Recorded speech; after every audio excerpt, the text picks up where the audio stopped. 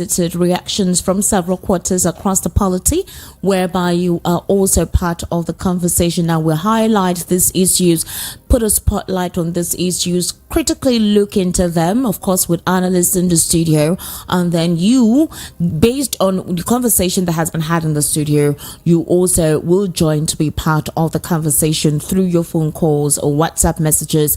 As while we stream on YouTube, you can actually see the number in there.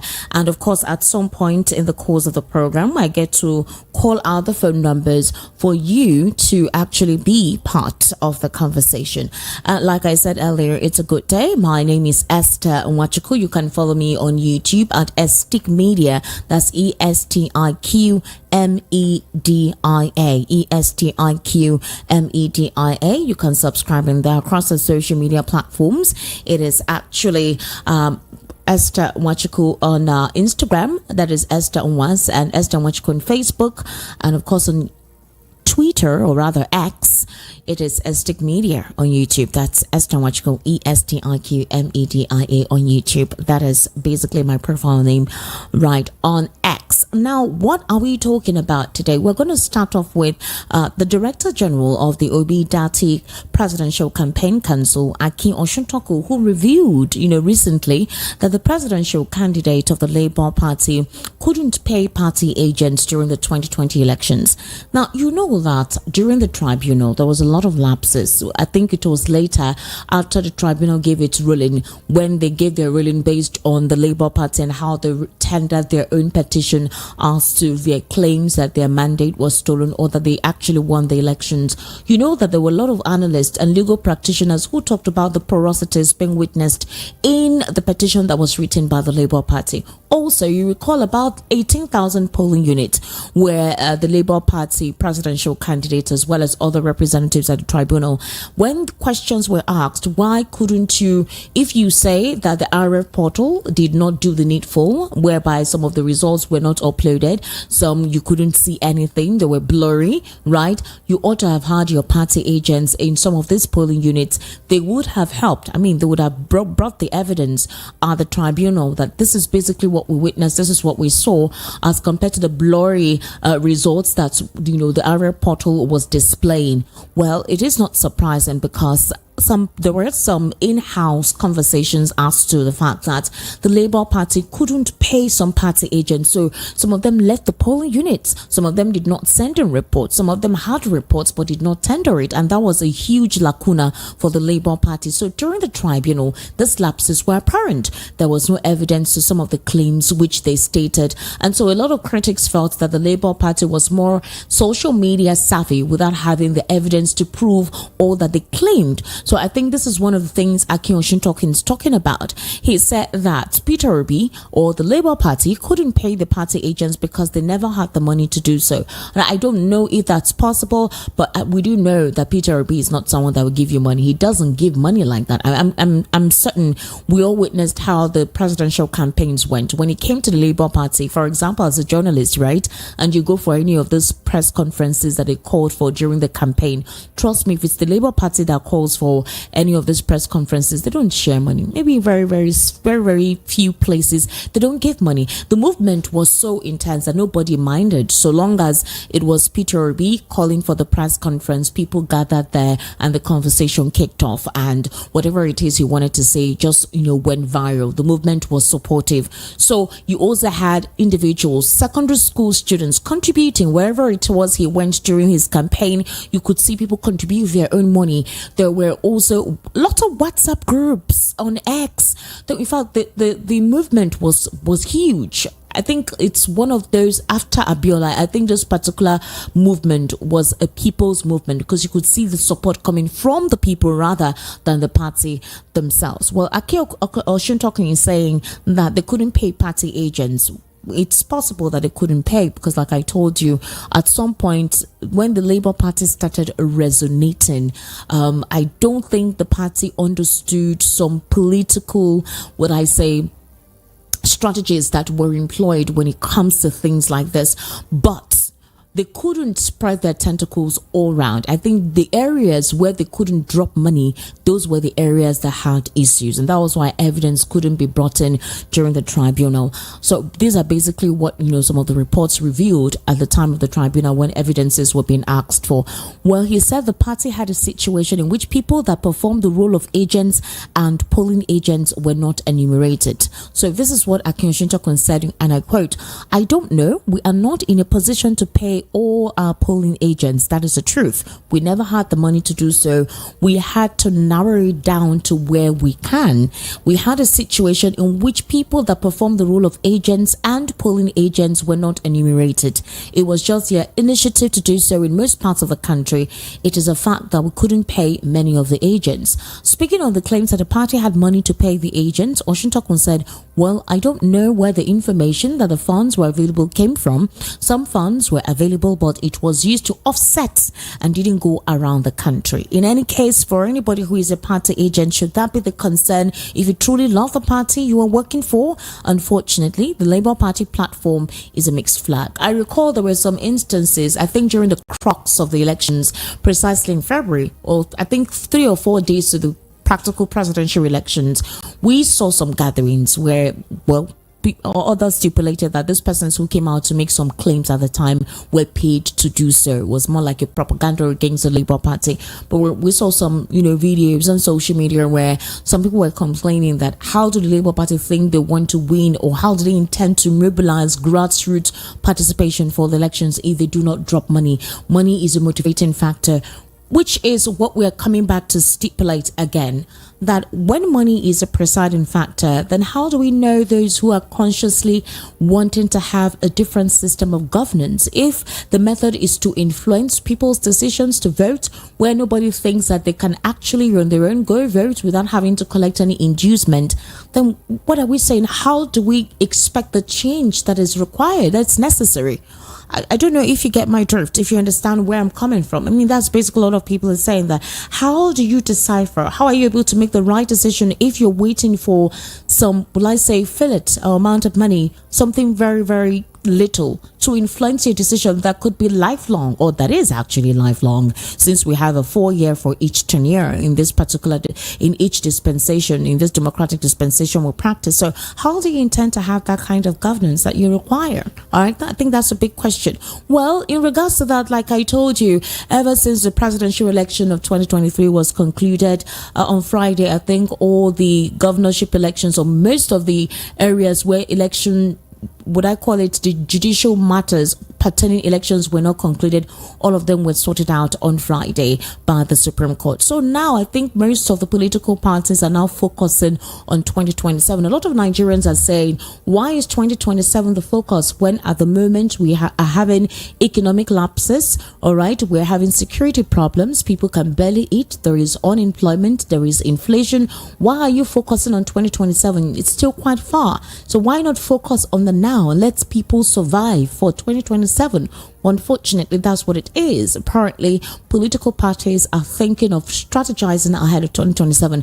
And of course, the APC is not left out. Most of their comments have been all about 2027. They've been talking about strategizing for 2027. Atiku Abubakar of the People's Democratic Party is not left out. He's one of the persons who has come out to display and disclose his political ambition, towards 2027. And now that, of course, we do know the challenges that came up from that. And within the People's Democratic Party, their reaction to Atiku Abubakar disclosing that he wants to move and forge ahead and work for 2027. We're going to see how that goes, because I think it's a huge deal, for him. Well, in regards to that, there have been calls for coalition. There have been calls for a movement that is a coalition of most of the opposition parties so that they can truncate the people of the All Progressives Congress in 2027, just like what the APC did in 2015, where they were able to merge, and formed a formidable All Progressives Congress. Well, there have been calls for such a coalition. We've been hearing of that even before the Supreme Court gave its final ruling. We've been hearing of calls for coalition, and apparently the conversation is still ongoing. One of the persons that spoke vehemently about it is Femi Falana, who is a senior advocate of Nigeria. He has stated that there is a plan to come up with a revolutionary political party which will address the burning issues in Nigeria. I recall Shuare also came up with a political party that was all about revolution, that had revolutionary mandates, revolutionary perspectives on it. Well, apparently Femi Falana is buttressing, but we do not know who these individuals are. We do not know what political parties are merging to form a revolutionary political party, but he said it is in the works, it is in the pipes. Falana said that the President Bola Ahmed Tinubu's administration must act on the information it is receiving from Nigerians on alleged corruption cases. And according to him, he said all over the world, governments are about secrecy. They don't want the people to know what is going on. In the case of Nigeria, we can fight corruption. It is a duty of Nigeria to bring out the information, and it is the duty of the media to expose corruption, and we expect the government to react. This is what is already going on under the Tinubu administration. And so he went on. I think this is stemming from the Edu Gate scandal and a lot of corruption with isomorphisms that has literally been exposing themselves ever since the president came on board for the past 8 or 9 months. Well, although most of them are coming from the previous administration, Falana is saying that Nigerians are feeding the government with information and the government is expected to act. So I think Falana is warning the government that there are plans for a major coalition to form. In other words, if the APC intends to be the ruling party in 2027, then they need to do what is necessary so that they can have more people on their side, meaning fight corruption, look at how you can develop the people, improve the economy, make sure the economy is quite friendly so you can have the people support you for 2027. Now, I don't know what Femi Falana's aim is by having to blow the trumpet and warning the APC, but we don't know if that is going to be the case. We do know that if you have the money, that is basically how things would go. It is the money that speaks or the money that moves. But I think at this time, it depends on Nigerians who will decide if money will be the deciding factor for them, or this time if they want the necessary change that is required to be implemented. And so there it goes. All right. Now, ever since the Supreme Court ruling, we've also heard several critics come on board, giving their own perception to what is ongoing. And some political stalwarts, strong political voices are sounding funny. They're really sounding funny. Before I go there, though, let's look at one of this particular perception from an individual who is a political critic. His name is Iyobosa Egwuatu. That's his name, Iyobosa Egwuatu. In a very short interview recently, he is the secretary to the Nigeria Guild of Editors, and he said that the combination of Peter Obi and Atiku shows that President Bola Tinubu didn't quite get enough votes in the 2023 elections. He said after the election, of course, the Supreme Court announced that Bola Tinubu won the elections. The INEC also, declared him the winner of those elections, which means that he's gotten political legitimacy and legal legitimacy. But if you look at the election, you will discover that a combination of Peter Obi and Atiku shows that Tinubu did not get quite enough votes and that the majority of Nigerians rejected him to actually have that wide legitimacy. He continued, but I think his actions in the next few days or the next few weeks or a few months will actually make to expand that legitimacy. But so if you look at the last 6 or 7 months, some of the ministers, I'm sure you will agree with me, are not quite performing very well. That's basically what Ugaren is saying. Well, a lot of Nigerians are complaining. And in that regard, a lot of Nigerians too are kind of complimenting the president's, reaction towards the Edu Gate scandal. When Beta Edu 589 million naira scandal broke, of course, a lot of Nigerians, including netizens, they all said, how is this possible? And how is still serving as a Minister of Humanitarian Affairs? And it took about 3 or 4 days after the president asked her to be suspended, the EFCC moved in to start their own investigations into the alleged monies. We also saw the former Minister of NSPIA too being invited for questioning. We also saw the former minister as well during the administration of former President Muhammadu Buhari being invited for questioning, although she did not come. And then we also had Halima Shehu say that she mistakenly sent 44 billion naira to the private account. This is not the first time we hear our politicians think that it can make some statements and Nigerians will be befuddled to accept such statements. So that is basically one of the things that actually took the highlight during the week, which drew a lot of Nigerians' attention to what was going on. And then we also have strong political critics of this administration, voices that are quite prominent in the opposition. One is Daniel Bwala of the People's Democratic Party, which actually it jarred people's thinking process. People that couldn't actually put in place why Daniel Bwala, who was a strong critic of President Bola Ahmed Tinubu's administration, is now pandering towards it.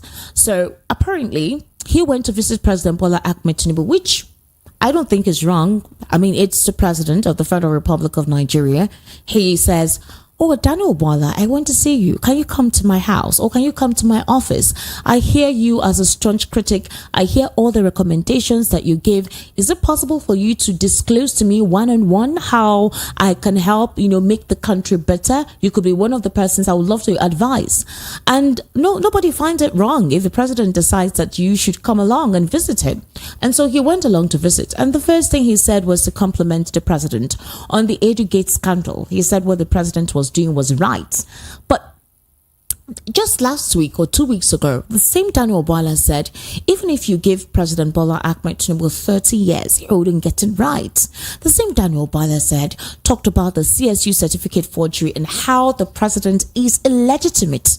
He made reference to the fact that he's illegitimate. He also called out on the lacuna in our judicial system, starting from the Supreme Court and how the Supreme Court did not do due diligence. He talked about the fact that his principal, that is Atiku Abubakar, got the necessary documents, got the record to prove at the Supreme Court, specifically on October 26th, that the president's certificate that was tendered to INEC was not genuine, but the Supreme Court refused to look into it. They said it was coming at a time when it wasn't supposed to come.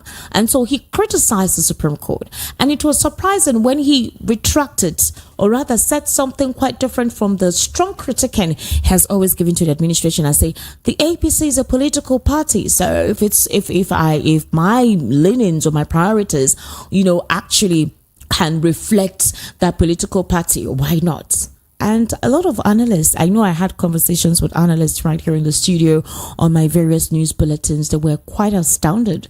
I remember Barrister Ezeluche say that most of these supposed political stalwarts are rabble rousers. That's basically what he called them. He says they know how to speak the language. They know how to speak big grammar and curry the favor of the people by the words they use. All you need to do is just to, test them or tempt them with money, and they begin to sing a different song, literally, And then we also heard about Doyin Okukwe, and I mean, it wowed a lot of people. Kenneth Okonkwo gave a testament to the fact that Doyin Okukwe had actually left the Labour Party since 2022 to the APC as well. But in the process, Kenneth Okonkwo, during an interview, said that there was nothing wrong with Daniel Bwala being invited by the president. There's nothing wrong with that. But the fact is, he tried also to clarify something, that he did not resign from the APC. No, he did not defect from the APC. Now, Kenneth Okonkwo decided to distinguish the difference between defecting and resignation. In other words, if you defect from a political party, definitely you're not going back to that party. But if you resign, you just resign, you can actually return. That's basically what he said. Now, people found issues with that phrase or with that sentence when he was asked questions during the interview, that he has an issue with the word defection, or when people ask him, you defect, you left the APC to join the Labour Party. And so he needed to clarify that. I think that was where the bone of contention came, in as much as he criticized Daniel Bwala and the fact that Daniel Bwala is all about his stomach. It's all about stomach infrastructure, having to sort yourself out regardless of the big grammar that you have used to defend your political party, to defend your principle. Well, it just takes the president inviting you to his villa or to his office, and your tune is already changing. So I know he criticized Daniel Bwala for the things he said, but a lot of Nigerians reacted to the fact that he was trying to differentiate between resignation and defection, and that got a lot of people talking. It really did get a lot of people talking, and the question is, where do we get it right? And most of these political stalwarts, or most of these staunch opponents, political opponents that tend to really critique the current administration, why don't they satisfy the people when eventually they are faced with possibly a possibility where they could be induced, a possibility where they could be seduced to join the ruling party? Why don't they prove that sense of worth? That's what a lot of Nigerians, went through to conclude. But hey, I don't know. It's all about principles. Do these people have principles? Some people will say they're all the same. The fact that they're from different political parties does not mean that they're not the same. Now, I recall Femi Falana saying that the Labour Party will be obsolete by 2027. And a lot of critics believe that the current administration is trying to decapitate the Labour Party, decapitate the People's Democratic Party before 2027. So only the APC will be on board. Well, the idea is about political strategy. So get on board, let the chessboard begin, and it is who is the smartest that wins. So we don't know the president is politically he's a creative political individual, and he understands how the power play works. So, other words, if you understand how the power play works, you know how to shift, you know how to play the game, and they're actually advising the opposition political parties to come together. And if they know they cannot come together, then they should begin to mobilize now. Otherwise, 2027 may actually be just like the 2023 elections that took place. That's quite a lot. Now, I don't know if you recall the Plateau massacre. It's still a situation that we're still talking about. Nigerians are still trying to have closure. The families of those affected are still trying to find closure. And something terrible happened recently, which got a lot of Nigerians talking as well. And the question is, the situation that got a lot of Nigerians talking and making comparisons is the fact that because of the Plateau massacre, some very strong opposition members, specifically Atiku Abubakar and other northern political stalwarts, were quiet. They were mute. They did not say anything as to the massacre that was going on in Plateau State. Days after the Plateau massacre kept resonating. But apparently there's a young lady, 400 level young lady. Her name is Nabiha Al-Qadir, and her siblings, they were murdered. It's a brutal abduction, tragic, brutal abduction of the young lady. And apparently Atiku Abubakar came on X and he expressed his disappointment towards that. According to him, he says, "I am saddened by reports of the brutal murder of Nabiha Al-Qadir, who was abducted with her siblings and has been in the custody of their abductors for almost 2 weeks. This is yet another reminder that kidnappers and bandits are operating unhindered in our country. The security architecture needs to be rejigged to the extent that it terms the free reign of criminal elements and guarantees the safety of lives and property. The security agencies should step up action to rescue the rest who are still in the custody of the kidnappers." Now, netizens went agog and said, "Excuse me, so you actually have a voice? Oh wow, you've been silent. You've all been talking about politics in 2027. Oh, let's form a coalition. Let's look at how we do things for 2027. You have not been quite vocal with issues going on in the country. Specifically, we did not hear you say anything about the Plateau massacre." That's what a lot of the backlash gained momentum because users pointed out his silence on recent killings in Plateau State. They questioned his commitment to addressing national issues, and the criticism intensified aside when netizens highlighted the deletion of a condolence post regarding Deborah, a victim who fell to religious extremism in the north. An allegation circulated that the removal was prompted by backlash from the Muslim community. And so, it's a lot. It's actually quite going on. Somebody says, mute on Plateau massacre, celebrate PDP wins on the Plateau. Speak on the murder of Nabiha, everything is just politics to you lots. Sentimental in sympathy. Mr. Abubakar, you will never be Nigeria's president. A lot of words came out. Why were you mute on the Plateau State massacre? You alone can pay the entire ransom. Demanded for the release of the captives. And you needed to see all of the responses on X, and Nigerians are really not happy with what our political elites are doing and how they're using the people to play games. Others feel that it is a game. It is basically a game to the people, to these political elites, just because they want their own say at the end of the day. Well, I don't know, but we will continue to talk about these issues, whether we like it or not, or whether they like it or not, and hopefully they're listening to do the needful. They're listening to address these problems, and just like the president recently is listening to a lot of Nigerians talk about this scandalous embezzlement going on within the public administration. Hopefully that's what will happen. Well, in regards to that, you do know that on Friday, all the free programs that were within the NSPIA as well as the Ministry of Humanitarian Affairs, all of them have been truncated. There is a pause on it. The president said they should stall. He is no longer until the whole situation has been properly investigated. The free meal, the what do you call it, the free feed, that is feed, the school feed program, the school feeding program that was instituted during the administration of former President Muhammadu Buhari.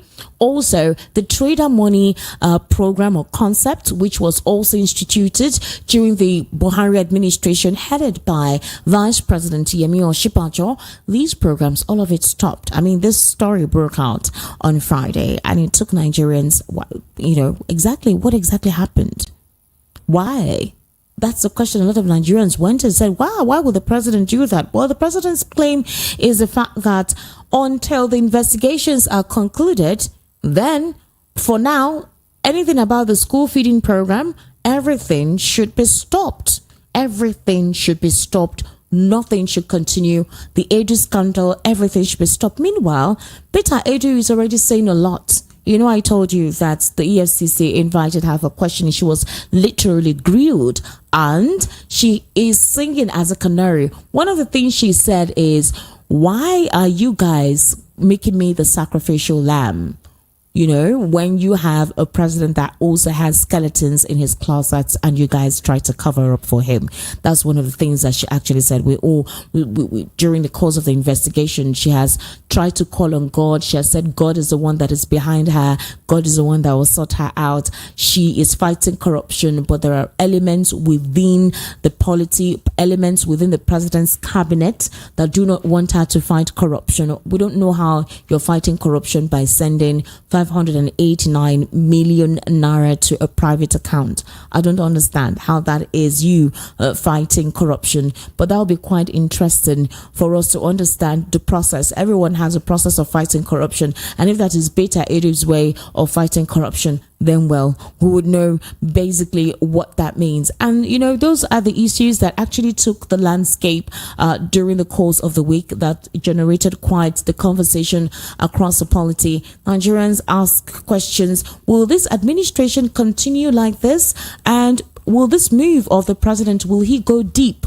Will he go across all the sectors? Will he try to ensure that all the persons involved, not just Beta Edu, not just Halima Shehu, not just Umar Farouk, the civil servants who followed up with signing these papers, have they been invited? Well, the EFCC has actually invited them, and questions are ongoing. A lot is evolving, but Nigerians and netizens are saying that beyond you telling us that you're investigating, we want to see the reports. We don't want a situation that after a month we don't hear anything else. You distract us with another news or something else happens and we don't get to hear the report. So the president should continue. A lot of people commended the president as to what he did and how he wants this to be settled properly so Nigerians are satisfied with the outcome. But others are saying maybe what the president is doing is just to placate the people, not necessarily because he wants to run a transparent government. It's quite understandable if you do not trust the president, but let's be open-minded and see how things go. He's doing his job. At least he's listening and he's working on the things that you are saying, compared to the former administration of Muhammadu Buhari, who was usually oblivious of what was going on within the polity and literally tell you that he doesn't know what is happening. He's just hearing, and at the end of the day, nothing happens. And Nigerians cry and cry and cry and nothing happens. So I would say it's a good deal, or it's a good thing if the president is doing the needful. No matter how it can be disguised, people think that the president is working towards 2027 by the empathy of the people. Maybe since Nigerians, may easily forget, just throw one or two, good tendencies within the polity, do some things that the people would love, and maybe they would shower you support for 2027.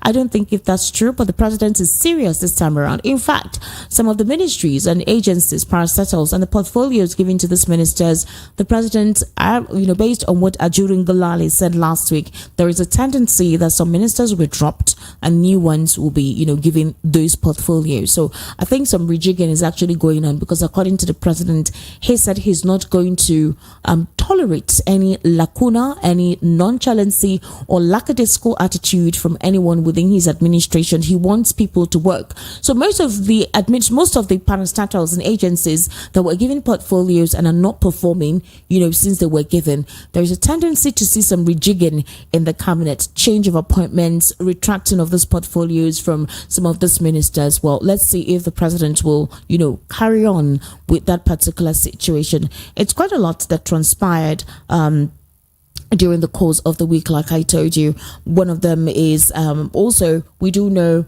Pat Utomi. Pat Utomi is one who actually is part of the Labour Party, and he said that Peter Obi, Atiku and Kwankwaso, they're to form a mega party. Remember, I told you that Femi Falana said the same thing, that a major coalition is coming, and he used the opportunity to warn the president that if this coalition comes on board, then the APC should be afraid for 2027. All right. So we do know Pat Utomi. He's a strong political economist and, of course, a staunch critic of this administration. So he has revealed that he held conversations with the presidential candidate of the Labour Party, the PDP, and the New Nigeria People's Party, and of course, about a possible measure. This was during a particular Monitor television program where he held this conversation, and he said that the mega party will challenge and possibly displace the ruling All Progressives Congress. He said the motive is to save Nigeria from the clutches of the APC, which he described as a private enterprise of few individuals. The Labour Party chieftain added that Nigeria is degenerating because none of the political parties was ready to give the country a clear direction. So he says, we're looking at a way through which Nigeria can work for everybody. Let us build a political party that can bring the issues to the forefront for all the Nigerian people to have a kind of consensus to solve the problem. But a lot of critics have gone ahead to ask, is it about forming a political party, forming a merger, forming a coalition, if you have the same persons running the political party? That's the question a lot of Nigerians are asking. The politicians are the same. You want an Atiku Abubakar of the PDP. You want you want Rabiu Kwankwaso of the New Nigeria People's Party and Peter Obi to merge. But the political members, the members within these political parties are the same. PDP ruled Nigeria for 16 years. And that, what is the difference? It's just, recycling of these politicians from one political party to the other. We're expecting to see a lot of political party members defect to other political parties before 2027. So how do we know that this merger is for a new Nigeria Nigeria. It's almost a recycle of the same persons, but just a different name. So how will the system change? That's what a lot of critics had to say concerning the supposed merger that Pat Utomi talked about. Either he advised or the talks he's having with the principals of these political parties. Well, in response to Atiku Abubakar, when he disclosed that he intends to run again in 2027, Peter Obi has said that he intends to be a primary contender, a strong opposition towards this administration. So I'm sure you've been seeing how he has been responding to a lot of things being done by this administration, policies that come up, issues that are trending. He immediately reacts. Some critics feel that Peter Obi shouldn't be quite reactionary or shouldn't respond to everything, but he has already disclosed that he intends to be a strong opposition, a primary opposition this 2024, because according to him, they're kicking off by ensuring that the party is on the forefront of any issue untoward. The party is being talked about. I think it's a political strategy so that the party can continue to have the relevance required and the support of the people ahead of 2027. That is another aspect to look at it. But Daniel Obala has already said that the Labour Party should think beyond Peter Obi. He has actually said that if the Labour Party wants to have a strong voice, wants to be considered for 2027, then they need to mobilize. They need to infiltrate towards the people, not just on social media. The social media doesn't work. According to him, there was a statistics carried out by his company or a company, and most of the supposed vocality that were in expressing support for Peter Obi were basically Nigerians in diaspora, and according to Daniel Obala, it goes beyond that. So these are most of the issues that trended in the course of the weeks that got Nigerians talking, that elicited the reactions that Nigerians actually talked about. Then of course we will not be surprised to see Nyesom Wike. He made a confession. I think when that confession was made, I said Nyesom Wike will never stop surprising anybody. He is Nyesom Wike for a reason. Well, in a video, all right, he made a claim in reference to Tinubu's involvement in mediating in the political dispute in Rivers State between him and his successor, Similai Fubara. Nyesom Wike stated that even though he may not agree with all of the resolutions, he has a duty to abide by Tinubu's call for peace. Additionally, he declared that he would not impose any restriction on Tinubu's peace initiatives. But we've seen that the reaction afterwards, the comments he has made afterwards are, will I say, not a reflection of what he's saying now by saying he wants to support the peace deal. You made statement that at the end of the day, we're going to know who is in charge. I think you're referring to you telling your godson that you are in charge and not necessarily him trying to say he's in charge. But like we do know that the situation in Rivers State will continue to evolve. We'll continue to hear reports on what's going on there. And of course, right here on Voice of the People 90.3 FM, we will keep you updated. We will let you know as things go on. And of course, trust us, the conversation will be basically smart on, telling you precisely what exactly is going on in the Nigerian polity and how interestingly things would help us go. So there is also a development where the Vice President Kashim Shettima has departed for the World Economic Forum in Switzerland. You recall during the previous administration, the former President Muhammadu Buhari's vice attended for the Economic Forum in Switzerland, and he departed from Abuja just very recently. Apparently, Nigeria needs to participate in it to join other political and business leaders across the world at the annual forum to discuss global socio-economic and development issues. Now, apart from the plenary session, Shettima is expected to launch the Private Sector Action Plan for African Continental Free Trade Area, that's the AFCTA, at a special session to be co-chaired by him, and he is expected to return to Nigeria after participating in the week-long event. So, well, these events are expected. In the course of the week too, we saw reports where the BBC did an expose on the late TB Joshua of the Synagogue Church, and we've been getting reactions from that particular church. We've heard eyewitnesses, some affirm the BBC report. Other critics have said no, that report is not true. Well, that's one of the issues that trended in the course of the week. And apparently, Sunday Igboho is also praying for the good health of President Bola Ahmed Tinubu and emphasizing that God will continue to give him the good health to run the government as he seems fit. that is another interesting thing. If you you want to consider coming from Igboho, we do know that he's been quiet for a while ever since he was released, but well, it is not surprising that he intends to be a good citizen and ensure that he positively comments on this administration. So these are the issues that trended in the course of the week. Like I told you on the political spotlight, we shed light on these issues. Unfortunately, I do not have any analysts in the studio today. It's a Sunday. Some of them have engagements. It's still early in the year. I was hoping that at the course of the program, I will definitely be able to speak with one of them, call one of them. I'm still hoping that we're able to talk. But if that is not the case, I would like you to be part of the conversation. Which of these issues that trended in the course of the week would you like to talk about? Which would you like to address? And what is your perception to these issues highlighted? Do you agree to some of the critics and what they said about what exactly is going on, as I explained? Do you also understand that whatever it is we discuss here, or whatever it is we try to break down here, it is for the interest of not just you, but to ensure that the people who are meant to do the needful are listening, just like the president has been doing lately. And we do hope he continues to listen. We do hope he continues to listen to the people, because it is important. It is important.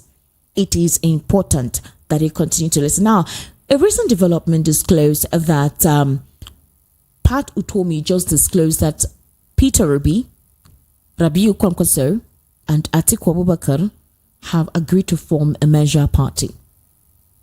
We don't know if that's going to be true, but the conversations were on. He disclosed it about 3 or 4 days ago that there were talks. He has spoken to them for a political party to be formed. Well, let's see. The strategic alliance is aimed to present a formidable challenge, and that they have agreed.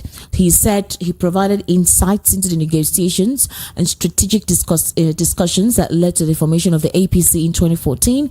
He shared details. So it was an interview where he was able to disclose this. But until we hear from Atiku Abubakar, until we hear from Peter Obi that they have actually agreed to form a coalition, let's just say that that is basically the will of Pat Utomi for that to take place. So until we hear from Peter Obi and until we hear from Atiku Abubakar via press conferences that they have indeed decided to form a coalition, then we know that that is true. But for now, is that necessary, actually, when there are a lot of issues? I mean, the president is still within the throes of his administration, 8 months in. So is that what we should be talking about? That's another thing.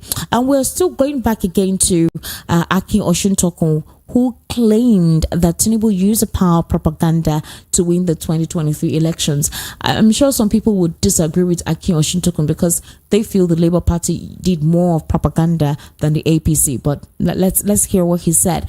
He is the Director General for Peter Obi during the 2023 general election, and he shared insights with reporters. According to him, during the interview, when he was asked to elaborate on that statement, he said that Tinubu's understanding of the power propaganda and substantial investment in it. Oshuntokun clarified that Tinubu, as a politician, strategically invested in the media to promote his beliefs, political aspirations, and ambitions. He emphasized that Tinubu's advantage extended to his southwest origin, where a strong relationship with the media and intelligence exists. He highlighted the fact that such alliances are common worldwide. Now, when I started off the program, I talked about Akin Oshuntokun talking about the Labour Party, where he said one of the problems the Labour Party had was that they couldn't pay their party agents. They couldn't pay party agents money because there was no money to pay them. And I recall telling you that that was also one of the porosities that were witnessed at the tribunal, where they said about 18,000 polling units, the results were blurry, and questions were asked. What about your party agents in these polling units? Why didn't they bring up their own results to prove that indeed this is what we experienced, this is what we saw, because that's basically what transpired at the court in terms of presenting evidence. Now, not all the polling units could come up with their own sheets, or rather with the sheet as to how many people voted and who won in each polling unit. Some of the party agents just did not show up. Some did not submit anything. Some literally refused to tender their own report because according to them, they were not given money. So that's basically what Akin Oshintokun is saying. Well, in the case of the APC, he's saying that the APC used propaganda to promote. Is it only the APC that used propaganda? I think all the political parties did, but hey, it's left for you to tell me precisely how you think it worked for the APC if they indeed used propaganda to win the elections. And so he highlighted the fact that alliances are common nationwide, and the president, being a strong political strategist, understood the power of propaganda, specifically using the media.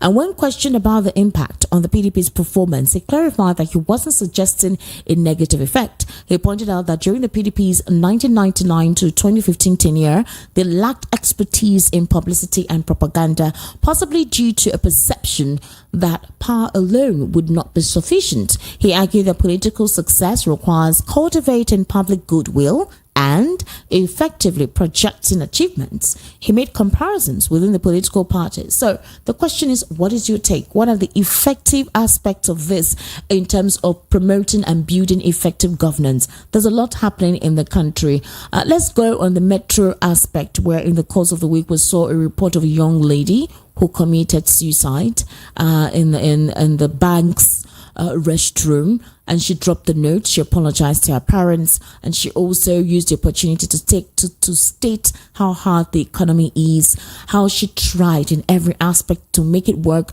but it did not work. And that was a very devastating story. A young lady, 26 or 27 thereabout, and it got a lot of Nigerians talking as to how bad things have gotten for such a young lady to have decided that the only way through which she could get herself off the stress or off the mental burden or psychological trauma of how the economy has gone is if she has to take her own life. Others advise against it, but if you see the current state of the economy, others are wondering it's not surprising that she had to go through that. So the question is, what is the administration of President Bola Ahmed Tinubu intending to do about it? Companies are not increasing salaries.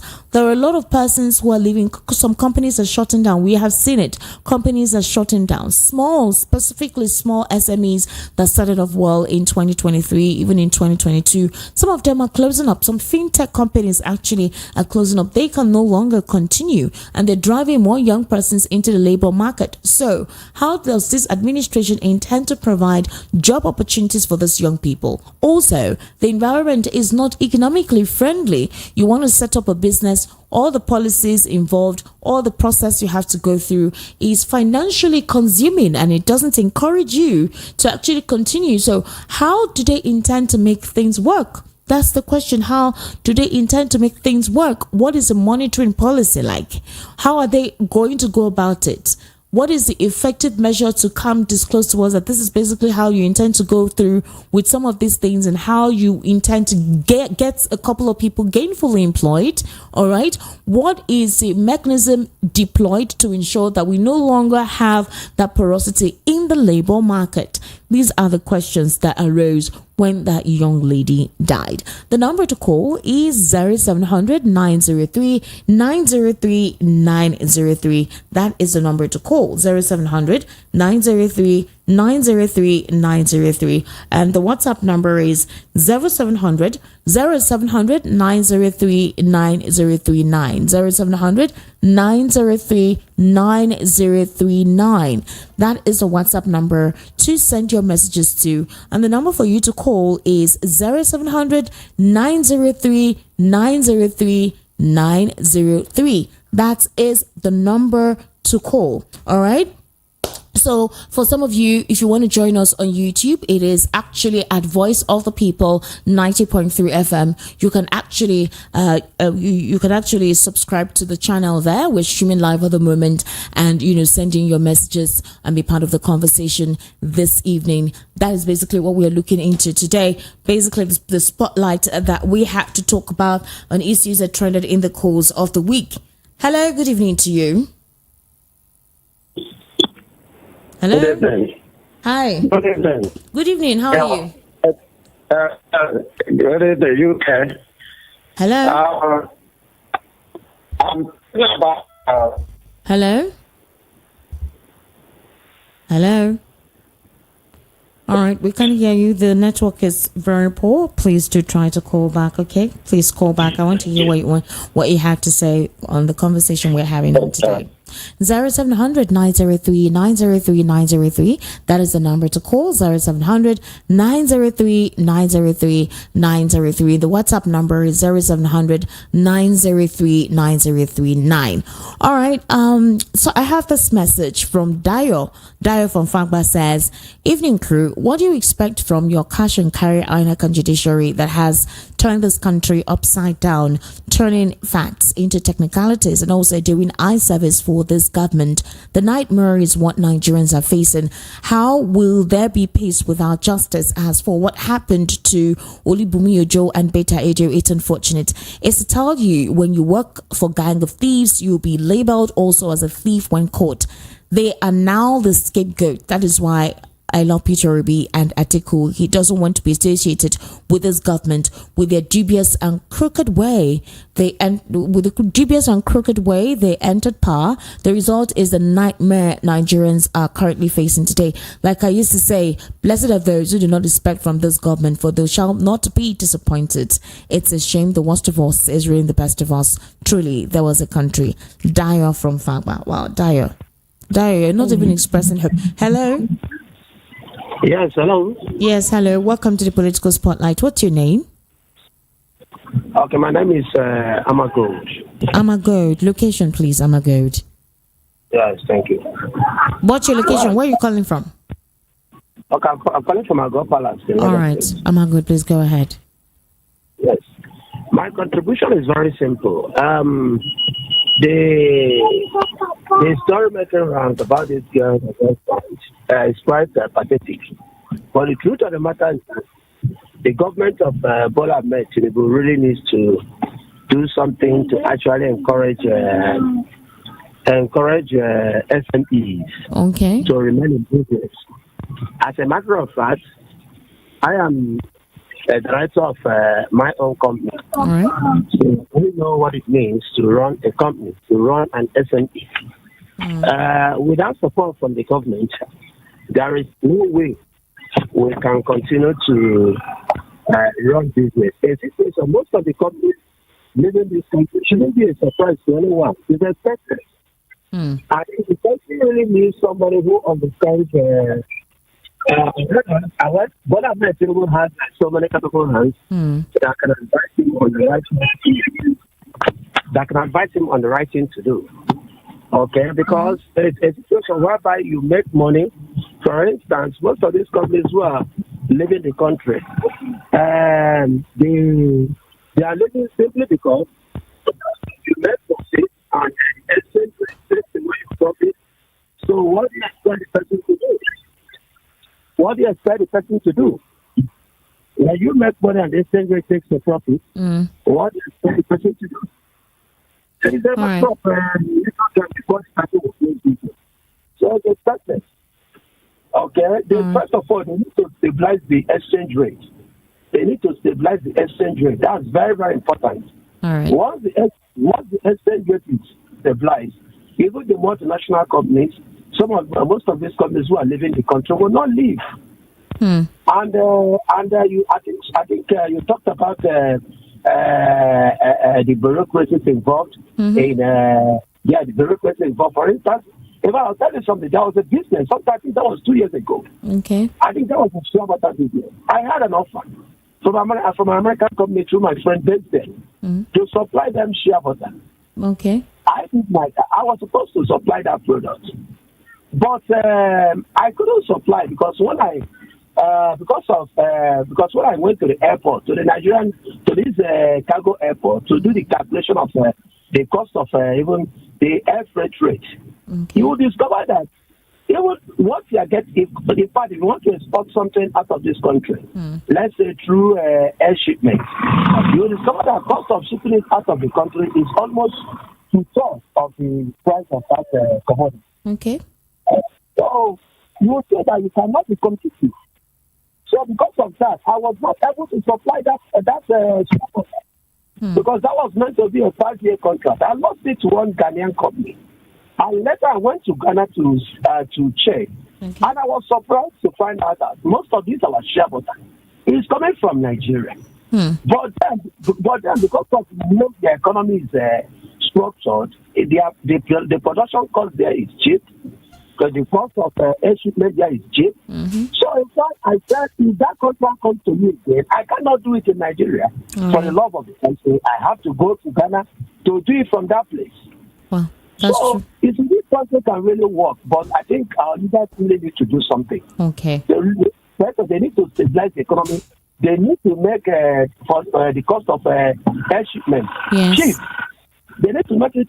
They just need to make the economy friendly. The economy friendly, not just for investors, but for local investors, not going out to look for international investors. For people who intend to invest their money here. I get you. Thank you. Thank you very much. Thank you. All right. 0700 903 903 903. That's the number to call. 0700 903 903 903. And the WhatsApp number is 0700 903 9039. Well, like I told you, the president intends to ensure that he surprises a lot of us who thought maybe he would be docile when he comes on board. I mean, the Edu Gate feels like a secret lock, because a lot has been going on. The president is not stopping. Beyond the investigation with Edu, he has gone on to the AFCC has invited Halima Shehu, not just Halima Shehu, Umar Farouk, and guess what? The EFCC have revived 13 ex-governors' 772 billion naira fraud cases. So, a lot of people who are saying, how can corruption fight corruption? I don't know how you intend to put this, because a couple of critics were skeptical of the president having to pursue corrupt persons within his administration or even previous administrations.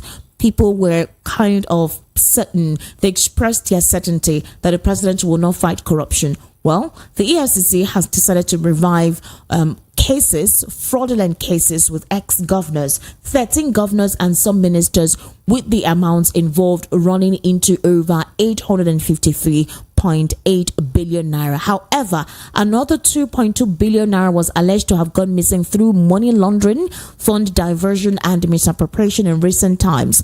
The 2.2 billion was allegedly diverted by former National Security Advisor Sambo Dasuki, late media mogul Raymond Dokpesi, former Governor Sokoto State Tahiru Bafarawa, and former Minister of State for Finance Bashir Yuguda, and others. According to the EFCC, the money was meant for arms procurement in support of the war against terrorists, but it was laundered, diverted, and misappropriated. Well, we all know about Sambo's case, Nambo Dasuki. We do know his case ever. It's been ongoing, so we're not surprised with that. That was during the previous administration of Muhammadu Buhari when he came on board. So that case is still on and they're reviving it. Also, in the custody of the Department of State Services in 2015, the EFCC arrested Raymond Dokpesi, Bafarawa Yuguda, and others. Well, Raymond is late now, but the EFCC is reviving the case. They were all arrested for being indicted by a presidential committee that investigated arms procurement under former President Goodluck Ebele Jonathan, and the committee said that about $2.2 billion was diverted for purposes other than arms procurement. So the affected persons include two former Ekiti state governors, Kayode Fayemi and Ayo Fayoshi, former Zamfara state governor, Bello Matawale, two former Enugu state governors, Chimaroke Nnamani and Sullivan Chime, former Nasarawa State Governor Abdullahi Adamu, former Kano State Governor Rabiu Kwankwaso, the current presidential candidate of the new Nigeria People's Party. So let's just say the drama has commenced. 0700 903 903 903. Hello, turn down the audio of your radio, please. When you call, turn down the audio of your device completely. Hello? Hello? Please, when you call, turn down the audio of your device. Hello? Hello? Hello? Yes, hello. What's your name and location, please? Evening. Yeah, my name is Mr. Oscar. Oscar, location, please. I'm calling from Badagry. Badagry, all right. Oscar, please go ahead. Yeah, okay. Yes, I really want to speak on the coalition of those political coalition of Atiku, Peter Obi, and Kwankwaso.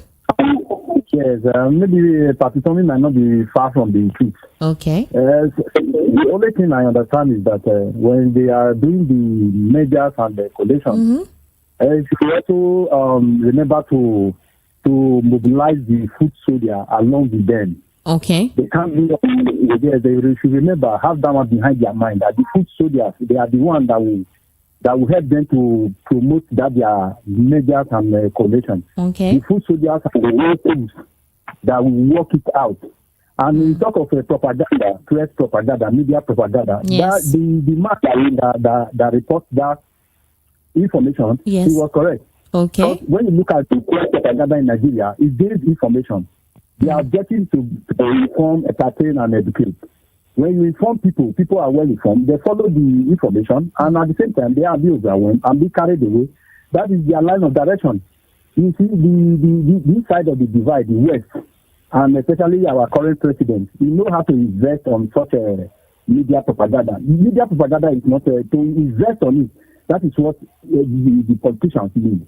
You know, media propaganda and the political gimmick are the primary strategies to really warn the people. Okay. The last caller said he talked about business. I'm also a CEO of a business. All right. You know, I always talk about business investment in Nigeria. Yes. The problem is that, you know, not because Mr. President travel all over the country willing investors to come. Who is their primary target? When investors is coming to Nigeria, who is their primary target audience? Is it the youth or the government agencies? Who are the primary targets? Because if you do not mobilize those who are ready to invest their ideas and ideology in Nigeria, then when investors come, who are they going to partner with? Especially the youth. The youth, that is what they really want to focus attention on. Because if, for instance, ICT investors is coming to Nigeria now, they will need the Nigeria youth idea. What is the idea? Who is having a genuine idea, a sophisticated idea that they can partner? They work together to make the country, then they grow money, pay government with the one that belongs to government. Then the idea, that idea will be wide invested. That will also mobilize some youth who also have an ICT investment idea. All right. The primary target audience is what we are going to campaign for. All right. And I pray that Mr. President and those who are in media aid should listen to us. One other guy called now, he said he's also a CEO. Yes. Myself, I'm a CEO. You understand? Yes. Like that, can help most of them, mobilize them, mop them up. You see, their primary target, when they are coming from abroad, they have the youth they are coming to partner. The youth will not partner with government agencies. Like that, Nigeria will continue to grow. Thank you so much. Thank you. That's very good. Thank you.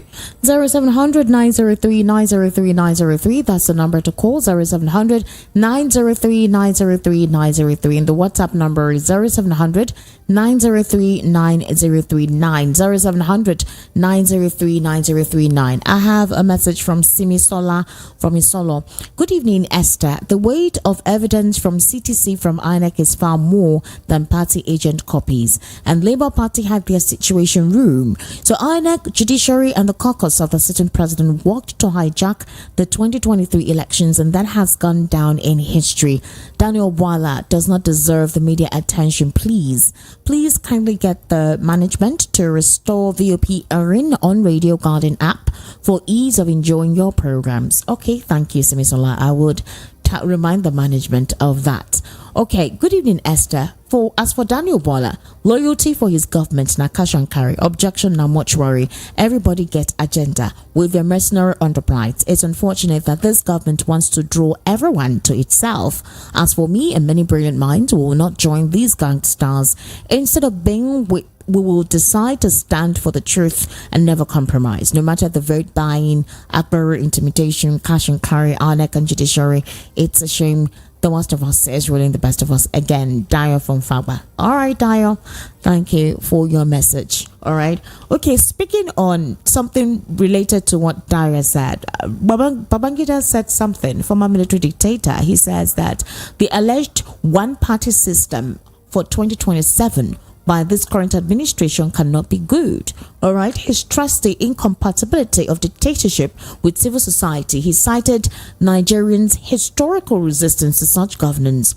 IBB highlighted the advantages of a two-party system, emphasizing the ease of decision-making and the reduction of conflicts inherent in a multi-party environment. This is as the presidency dismissed the PDP's claims of planning a one-party system under Tinubu's government amid merger talks by opposition parties ahead of the 2027 elections. Okay, so do you think that this administration is actually vying for a one-party system? Is that what is taking place at the moment? Is there any way that this administration would stop the coalition or formation of major political parties? Because I feel that it's a multi-party system that we operate. I mean, that's a system that we operate. So the allegations, are they true? 0700 903 903 903. Hello? Evening. Name and location, please. Hello? Your connection is poor. Please kindly call back, or you send a WhatsApp message on 0700 903 903 9039 0700 903 9039. That's the WhatsApp number. Of course, if you're watching us on YouTube, it's on the screen, and you can call in 0700 903 9039. Hello? Hello? 0700 903 903 903. That is the number to call. 0700 903 9039. That is the WhatsApp number. 0700 903 903 903. That is the number to call. Hello? Hello? Hello? What is going on with our network today? Hello? All right, please kindly call back. You can actually send a WhatsApp message on 0700 903 9039, and we're streaming live on YouTube, so you can send in your comments while the conversation continues. All right, so we're proceeding. Hello. Hello, hi. What's your name? Location, please. Hello? Hello? Hello. The network is poor. What's your name, please? Please kindly call back. I can't hear you. You're breaking. 0700 903 903 903. That is the WhatsApp number to call. That's the number to call. 0700 903 903 903. And then the WhatsApp number is 0700 903 9039. That's the WhatsApp number to call. All right. Hello. Hello. Hello. Hello. Hello. Yes. Name and location, please. Hello. My name is Egwuatu. Okay. What's your location? I'm calling from Satellite Town. All right. Go ahead, please. Yeah, please. I want to speak on the long stay of APC in power. All right. Yeah. Hello. Are you hearing me? Yes. Go ahead. Go ahead. Okay. So what I would understand on APC victory in our political elections and appointments is because it is not the people that put APC in power, because right from 2019, Nigerian people have rejected APC. But the problem is that our electoral umpire has been the long stay of the unkeeping of APC in power, our political umpire. When the people vote, when the people decided, they will redecide right from 2019. So the whole fear about APC continuing in power is not by Nigeria choosing APC, but the political umpire or the political umpire in Nigeria turns the people's will, the people's vote in favor of APC. Okay. So I'm not even contemplating that the APC will not win in 2027. All right. APC will surely win because it's not a matter of vote. It's not a matter of people swing, but what the electoral umpire will decide. All right. If I'm to ask as a question, 2027, who will conduct the election? Is it not Moshood?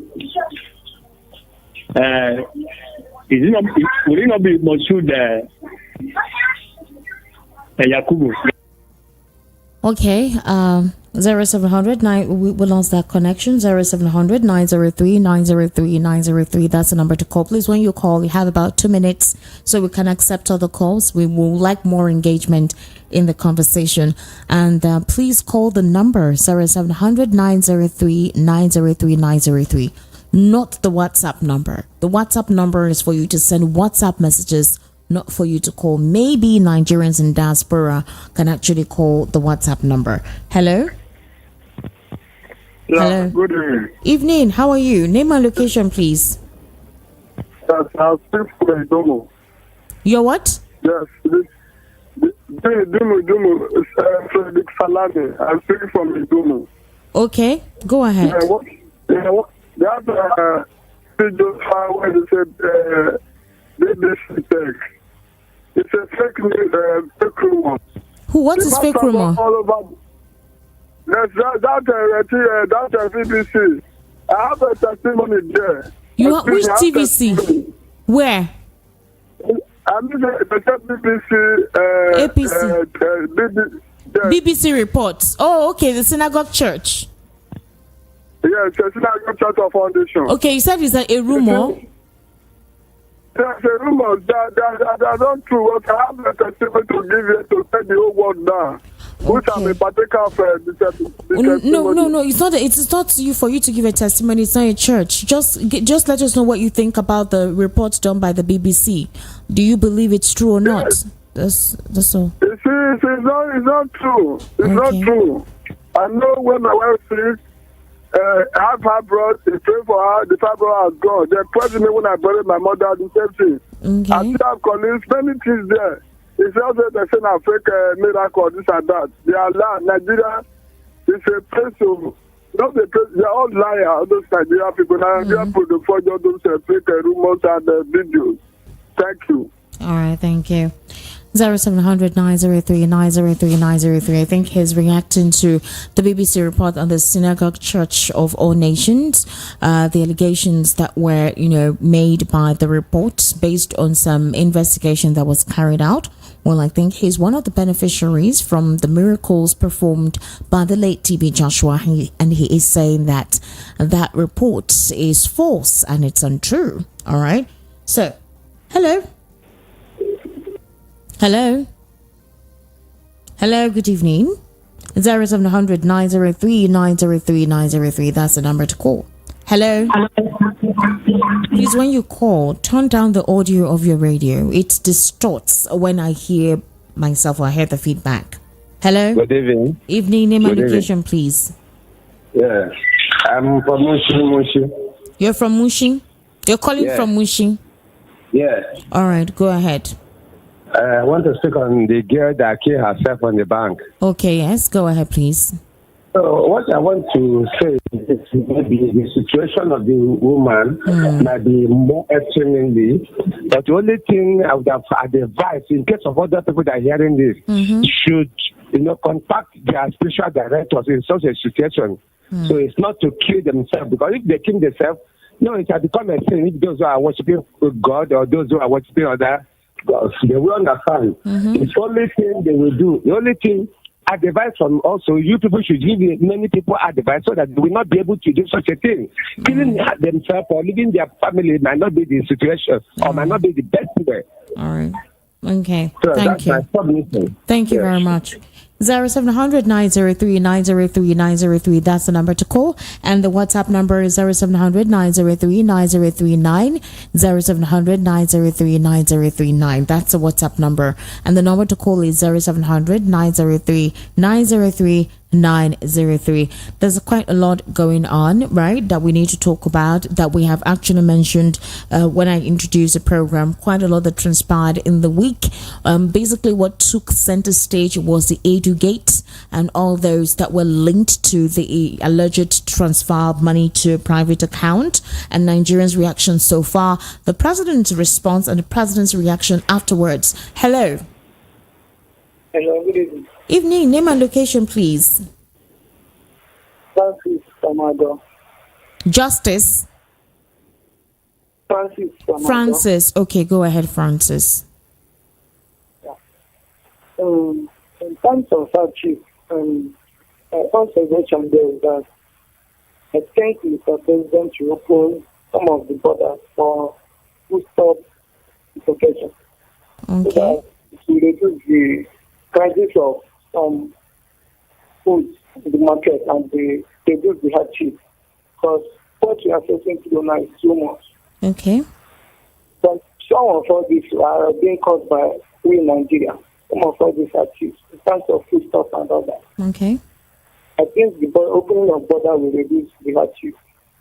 All right, thank you. Thank you for calling. 0700 903 903 903. That's the number to call.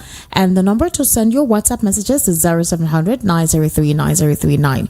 The lady who committed suicide made the wrong decision. However, the case should be properly investigated to isolate the truth of what transpired. Muyiwa from mainland. Thank you, Muyiwa, for that message. I would also advocate for that. And like I said, we do know that things are difficult and things are very hard. The state of the Nigerian economy is not encouraging. Everyone is feeling the brunt. Trust me, I know what I'm telling you. Even we in the media business, even we working here, we're feeling the brunt. For those who are gainfully employed, there are some companies that haven't paid salaries for months. Like seriously, months. And workers are meant to come to work. They're meant to appear at the office. They're meant to come do the needful. And if you don't do it, you'll be bullied to be asked to leave. You'll be given a sack letter. So it's almost like we're holding your money. We haven't paid you, but you must come to work. And if you don't come, you'll be terminated. Your employment with us will be terminated. So it's almost like you're in between a deep blue sea and a very huge Mount Everest. You know, it's hard, but suicide is not the best way to go at all. There's a point the human mind gets to before they decide to audaciously take their life, and it's good for you not to get to that point. When things seem like they're overwhelming, you get so depressed. Please talk to somebody. I don't know. Speak up. Seek help. And please, let's help one another. For real, let's help one another. If you know you can help somebody, help. I know it's hard for some people to help because some people are fraudulent. But if you're moved to help, please help. We can only help ourselves. Be your neighbor's keeper. That's the only way we can help ourselves now, because it has gotten to the point where we need to help ourselves. Right? You can't rely on the current state of things. But please, suicide is not the best option at all. It's devastating that young lady killed herself. I don't know the kind of pressure that she got into. See, there are some banks or companies, precisely, specifically the marketing department, you're given a target, right? And you need to meet that target. If you don't meet that target, it's either you'll be surcharged or you'll be asked to leave. It makes some people desperate. They're really desperate, specifically if you are the source of income for your family, like your entire family looks up to you. I can understand the pressure that young lady was into emotionally, psychologically, mentally, but it's important for you to not get yourself psychologically pulverized. Please talk to somebody and seek for help. Suicide is not the best option at all. Not at this time. Not for how long you have lived. Not for if you have been struggling all your life and then you think that that's the right route to go. That's the wrong route to go. 0700 903 903 903. That's the number to call. Hello? Hello, good evening. Yes, evening. Yes, name and location, please. My name is Mr. Amade, calling from Egypt. All right, go ahead, Mr. Madi. It has been long, this APC has been deceiving Nigeria, telling Nigeria another thing and doing another thing. All this fighting corruption they are saying now is just fallacy. Why? Because remember the early stage of this government, Shehu Garuba, former spokesman of Buhari, gave them 11 people. Okay. If they want to get the money for this country, then they should get these people. And none of them have been mentioned. In terms of going to Buala or Kori or whatever he has, he is the one that criticizing the APC. But today, he's joining the APC somehow. But all these people you are saying, you are hearing from television and radio, talking this. None of them are real politicians. They are seeking for what they are going to eat. They are deceiving Nigeria. Until we get it right, we cannot get it right. Until we get it right, we cannot get it right. Look at the situation of this country now. Many companies have been folded. Did you know that a lot of some companies now, they are using Nigerians like a slaves. Starting work from 7 o'clock and end up in 7 o'clock. So many women are family families. They don't care about their families again because of they don't have any other thing to do. These India and Korean people are using them like a slaves. Now, if you want to know all this things, go to all the private companies now. You see what is going on. So Nigeria is crying. All these things that they are saying that they are going to do this, they are not going to fight any corruption. Look at when Buhari entered. Buhari used this man from Anambra, PDP man, as a scapegoat, pretending as if they're going to do fight corruption. As far as I am concerned against this APC, they are not going to do anything. Let Nigeria wake up, like Panama said, that they are going to get a new party that will defend the Nigerians. If not, Nigeria is going to head into destruction. But I'm praying for not Nigeria such a thing not to happen. into destruction. Amen. But the way things are. All right. Zara, we've lost that connection. All right. But please, we should not pray. We should not give negative statements or negative prayers for the country. We're all in the country together. I think if the country goes well, if things go well in the country, we'll all benefit from it. I think it's a beneficial aspect for a lot of us if the country works fine. 0700 903 903 903. That's the number to call. Hello. Evening. How are you? Hello. From Bruce Barago. Okay, go ahead, please, Akachuku. Concerning this government, I would say that if Nigeria government, they should be, I know that they are ashamed of themselves. All these American people, all these in China, are they better than us? The government is doing it. Someone will enter your country. Enter your country, they can tell you what they are doing. Look at it now. Hello? We lost that connection. 0700 903 903 903. Hello? Hello, good evening. Evening. Name and location, please. Okay, my name is Bishop. Hello? Yeah. Your name is Bishop. Yes, ma'am. All right, Bishop, go ahead. I don't know your I don't know what they talk of. You said what? 0700 903 903 903. That is number to call. This is a political spotlight on Voice of the People 90.3 FM. You can actually send us a WhatsApp message on 0700 903 9039. And we're talking about issues that trended in the course of the week, issues that garnered quite the reaction. We talked about the Edu Gate scandal and all persons involved undergoing investigation. Better Edu has said that the president has skeletons in his closet, and why is she the sacrificial lamb? We also have Halima Shehu there, and SBI boss saying that she mistakenly sent 44 billion naira to a private account. We don't know how that is true, but basically that's what she's claiming. We also have Sadia Umar Farouk. She's been grilled by the EFCC, and she's eventually appeared for questioning after not going for questioning. So it's quite a lot. We've also seen the Supreme Court ruling that transpired or took place on Friday, and a lot of Nigerians Nigerians have reacted to it thus far. Others feel that this is just possibly a situation whereby the Supreme Court did what they're supposed to do. And then it's a lot of reaction that we're hearing. Specifically, some are for how the outcome of the elections went and some are against. Others compared the reaction in Kano State with Yusuf with how it was when the president was declared a winner. You know, we saw the residents of Kano jubilating, laughing, eating. Everyone was, basically celebrating on the streets. And a lot of Nigerians made reference to how it was when the Supreme Court affirmed President Bola Ahmed Tinubu as the winner, that a lot of Nigerians did not, that expectation was not seen, that reaction was not seen on the streets as well. So it speaks on how or who the people actually did support. That's how a lot of critics looked at it. Hello. Please, when you call, turn down the audio of your radio. All right, it's disconcerting when that feedback comes in.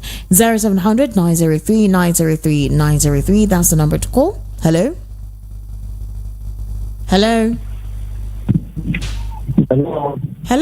Name and location, please. Yes. What's your name? I'm Michael, location, please, Michael. I'm calling from Ocean. Oshodi, all right, Michael. From Ocean. All right, go ahead. Yeah, please. I want to speak on political parties that are You want to do what? Hello? Parties are Oh my God, the connection is really poor. 0700 903 903 903. That is the number to call. The connection is really poor. Please call back. All right, call back. 0700 903 903 903. The WhatsApp number is 0700 903 9039. All right, we're talking about hello. Good evening. Evening. Name and location, please. Yes, good evening. Sabate from Ketu. What's your name? Sabate from Ketu. All right, go ahead, please. Okay. The area that I want to put more is concern that lady that killed herself. So I don't know the thing that caused that to kill herself, but I'm only saying that nothing goes for nothing. Okay. Because if you take the people, population of the people that don't have jobs today, that see they are alive, looking for jobs, how much more the person that have the one that is managing to go and kill herself? I don't know. I'm not giving advice for the people that are alive today. Let them know anybody take up for his own life or her life, because God has to work. The more that you are saved, the more you are safe. And the more you are living, the more you are having hope for God, that God will do something one day. So that's the advice that I'm giving for that time. All right, thank you for calling. Okay, I really appreciate 0700 903 903 903. That's the number to call. The WhatsApp number is 0700 903 9039. Evening, Esther. You cannot build your house on lies, deception, propaganda, and eye service, and you expect the house to prosper. It's the reality. Like Obi said, if the foundation that brought you into power is not credible, you can never be credible. From the day the president came into power, it's been sorrow, tears, and blood. He said he will continue in Buhari's legacy, but he has outlived it all. Institutions have been pocketed. Our security has also been turned. Our security persons have been turned to politicians, giving schoolboys excuses. Companies are shutting down, and investors will not come because of insecurity, economic disasters. It's a shame the worst of us is ruining the best of us. Okay, Dyer from Fagba. Dyer, all right. Hello. Hello. Name and location, please. Hello, yes. Good evening. Yes, evening. What's your name?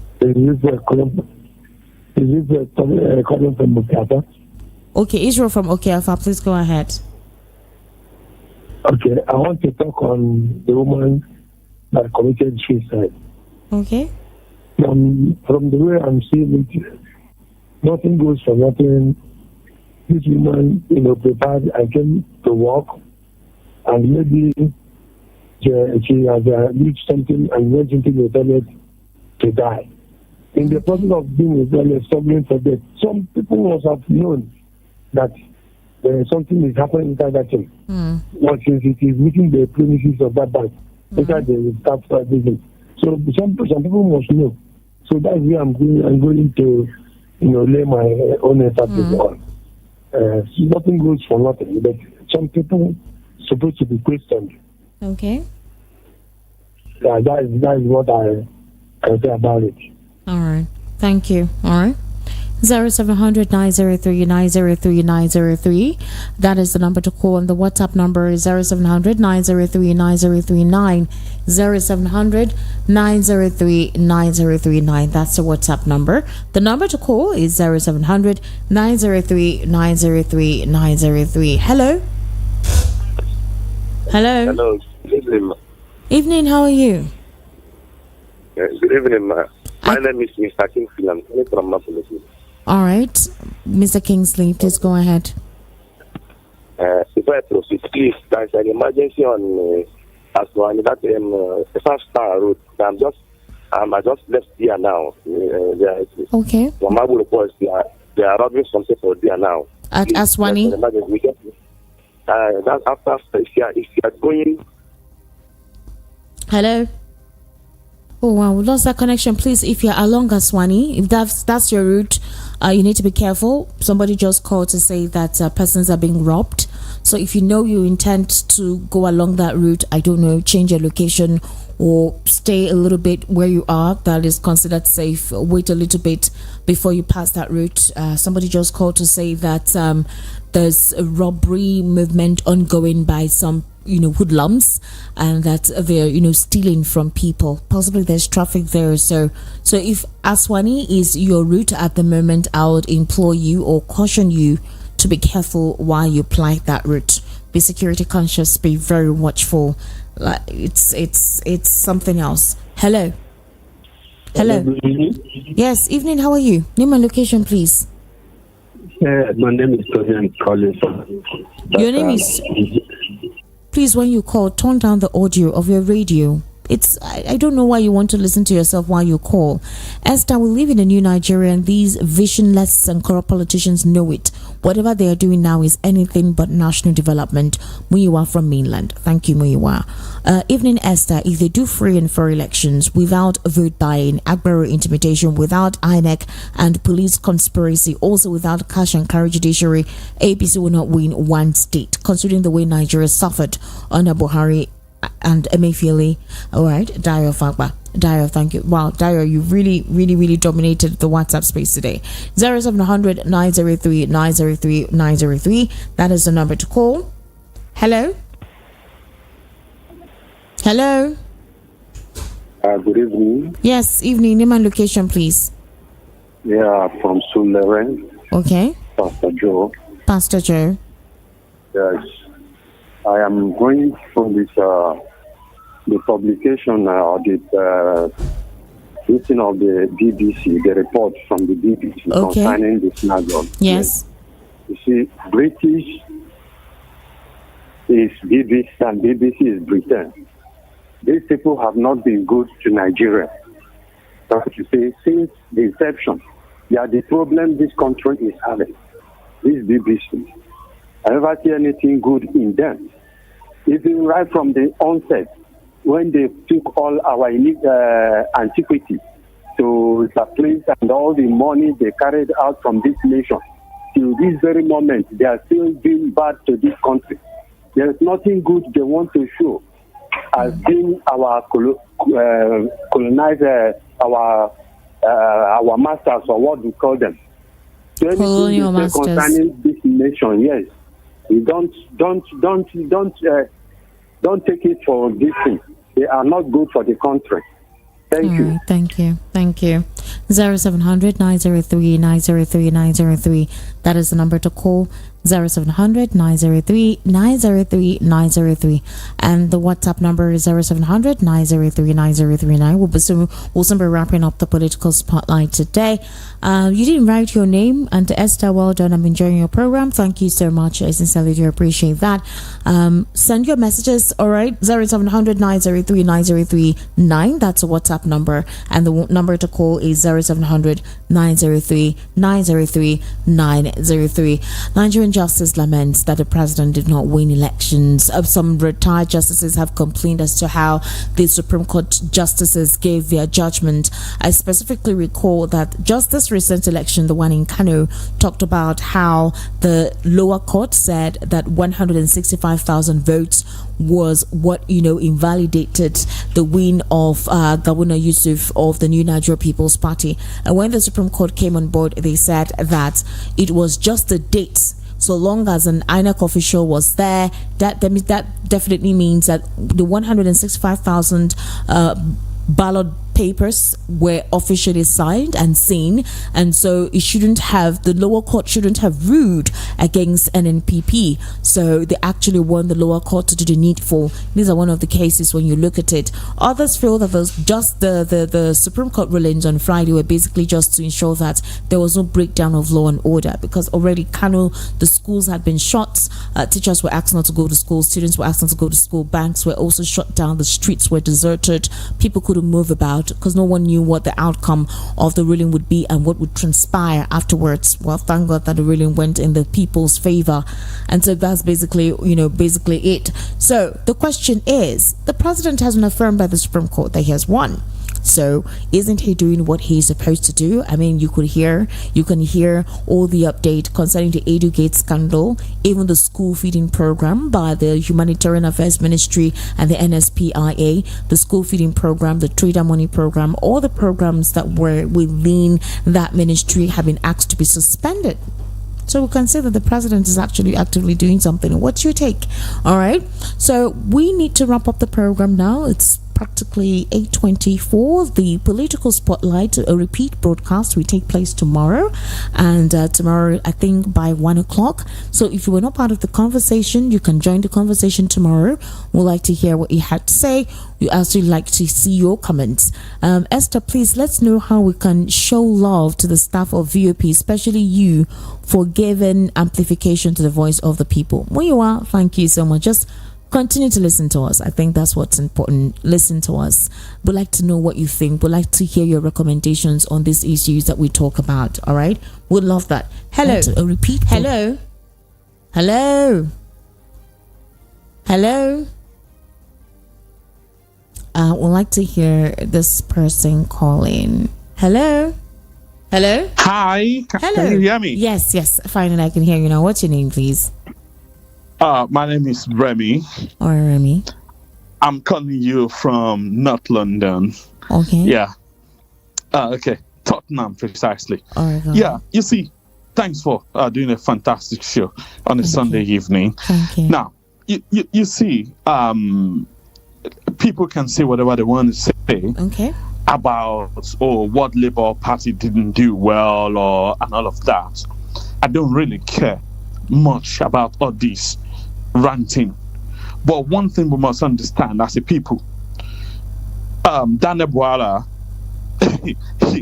this is a guy that left APC on one ground, and the ground that Tinubu chose a Muslim as a running mate, if you remember.